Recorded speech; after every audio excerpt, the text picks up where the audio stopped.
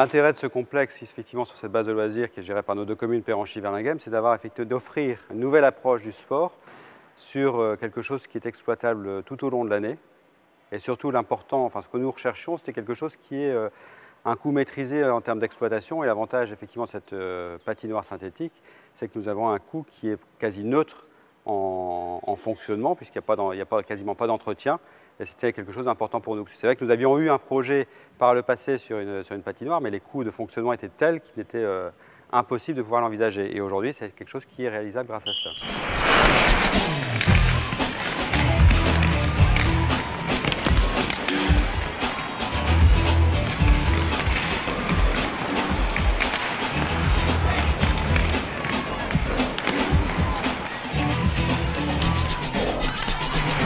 Le complexe de loisirs est un complexe que nous avons créé avec les deux communes, Verlinghem et Péranchy, et nous avons créé un syndicat intercommunal pour gérer et construire cette base de loisirs.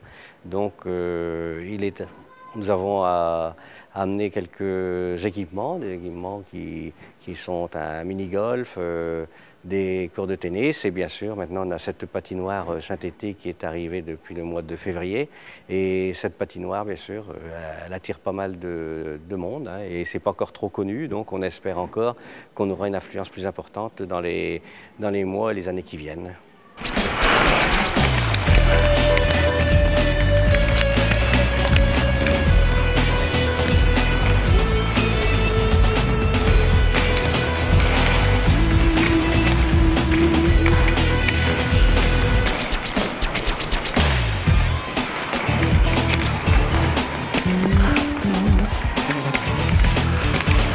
L'entretien de la patinoire synthétique, c'est très simple, hein, une demi-journée par semaine. On passe une autolaveuse et on nettoie les 512 mètres carrés de patinoire synthétique en une demi-journée.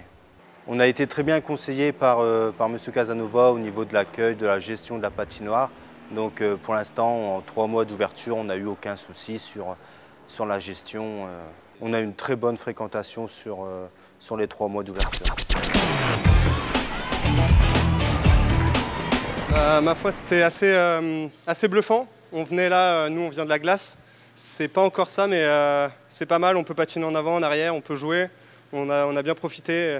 Les virages, c'est un peu plus dur, mais c'est pas mal. C'est pas encore de la glace, mais on a eu vraiment des bonnes sensations. On a pu jouer pendant 20 bonnes minutes.